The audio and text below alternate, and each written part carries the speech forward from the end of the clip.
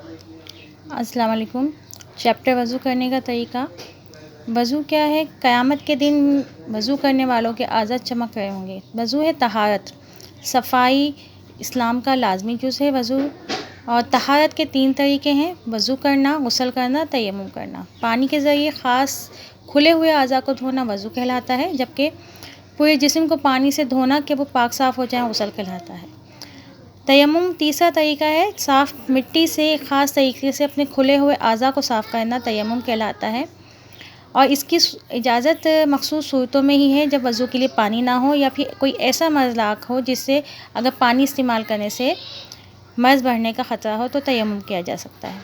वज़ू की ज़रूरत और अहमियत बहुत है इस्लाम में तहारत को बड़ी अहमियत हासिल है।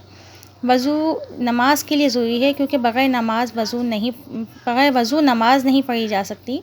कुरान पाक को भी आप बग़ैर वज़ू हाथ नहीं लगा सकते। कुरान पाक में अल्लाह ताला फरमाते हैं, ए ईमान वालों, जब तुम नमाज के लिए उठो तो अपने मुँह को और अपने हाथों को कोहनियों समेत धो लो, अपने सरों का मसा करो और अपने पाँव को टखनों समेत धो लो।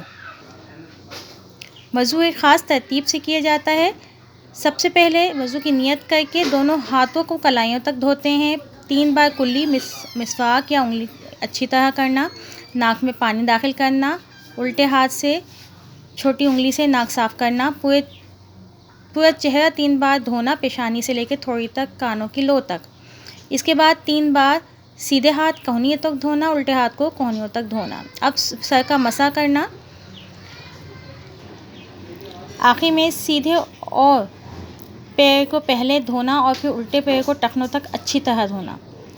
ये वज़ू के तरतीब है। वज़ू के फ़राइज़ सिर्फ़ 4 हैं। अगर पानी की कमी हो तो सिर्फ़ ये 4 फ़राइज़ अदा कर लिए जाएँ तो भी वज़ू हो जाता है। पहला फ़र्ज़ है पूरा चेहरा धोना, यानी पेशानी के बाल से थोड़ी तक और कान से दूसरे